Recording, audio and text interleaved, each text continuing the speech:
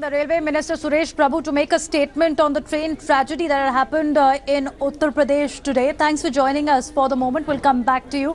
But moving on to the train tragedy where death toll has gone up to 133. The NDRF operations continue for the moment as well. And they went on till later last night. My colleague Atir Khan is joining us from the spot to give us more details. Now, Atir, we understand right now the rescue operation are at the last stages, but what's the situation at the ground?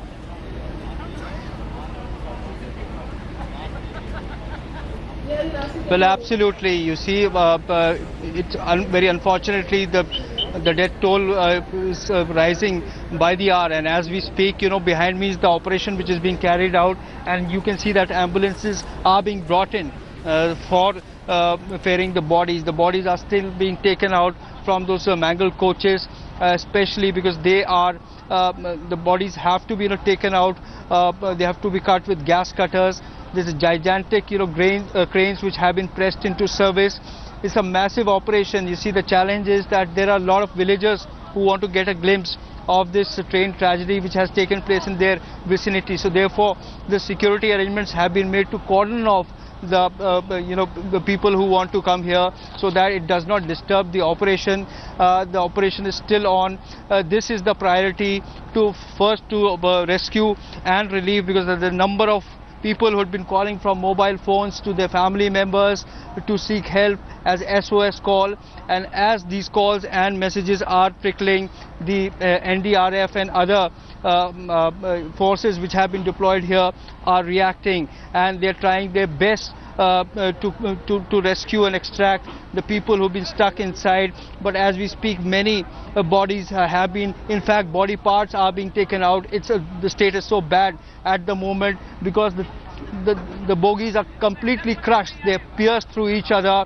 In the accident, it was a massive impact which happened early in the morning on Sunday, and the people were taken aback. They were all in deep sleep, and all of a sudden what they heard was a thud. I felt a jolt, and thereafter they saw themselves on the floor of the bogie, and there was complete darkness. There was dust and smoke within. So imagine the state which they would have gone through. Little children, people. There are people who have come here for wedding. Most of the family members are missing. Many of them are dead. People were coming from pilgrimage. So it's a tragedy of massive proportion which is playing out here. Devina?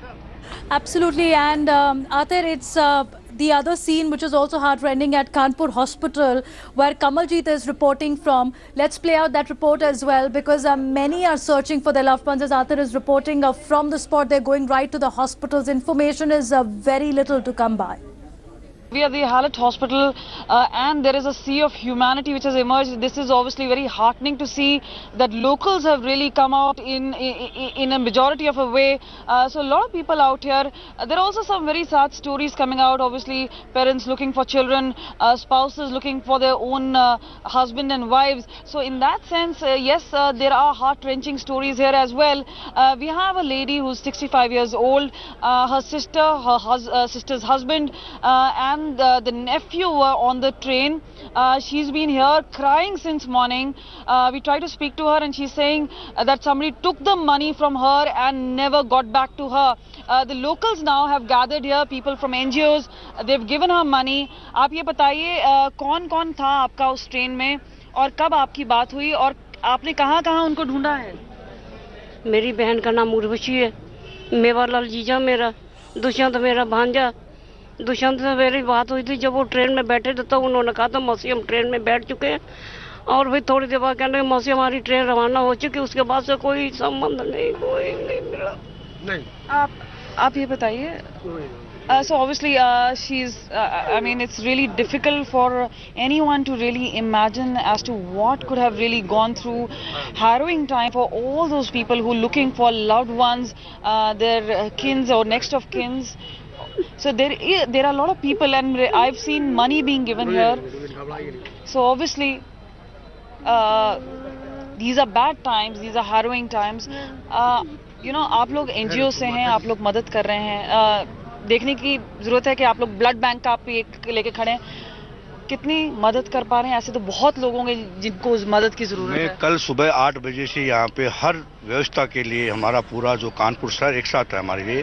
Patients health care society पिछले 15 वर्षों से health के लिए हर व्यक्ति के लिए मदद के लिए तैयार है। और आज इस आपदा की घड़ी में जिसको जो कुछ भी चाहिए एनीथिंग फ्री मानवता की सेवा में हम लोग सब तैयार है। So there you have it, NGOs, but even the volunteers or normal people, common people who have been coming out. We have a lady with us. You're an entrepreneur. You tell you have business, but you're here. What sort of help are you really providing? What sort of assistance are you really providing here? Actually, I was informed. Mr. Sarda, he called me and he told you have to come and we have to help the people and we have to give our services. So here I was by 3. I left by 6, and since last midnight 12 I was again appointed the duty. Actually, we are working in shifts. So from 12 midnight I'm here till now. What about you, sir? हम जिस हिसाब से हमारे देश के ऊपर ताज़ी आई है और हमारे उत्तर प्रदेश के कानपुर महानगर में जो ये हादसा हो गया है, ये हादसा देख के हम लोग भी, जैसे डॉक्टर ने अपनी छुट्टियां कैंसिल कर दी, हम भी कल रात से और आज पूरा सुबह हो गया अभी तक अपने घर को नहीं गए ना ही। There you have it, Devina. All these people are out here. Most people want to make some sort of contribution. People like her are also saying that the administration has let them down. Remember, cash was distributed. Somebody's taken that cash away from her. But heartening to see that people here, the NGOs here, gathered that money again from their own pocket and they've given the money to her. But again, a sea of humanity out here, each one trying to help out the other one so that any next of kin or any information that they require as far as their relatives are concerned, these normal people, the common man, can be of a help. So, Atar, as we were speaking to Kamaljeet, many locals have pitched in, volunteers rushing to the hospitals. Even at the spot, locals were first to respond when 14 coaches are derailed. What are the challenges right now that are being faced by the rescue operation workers?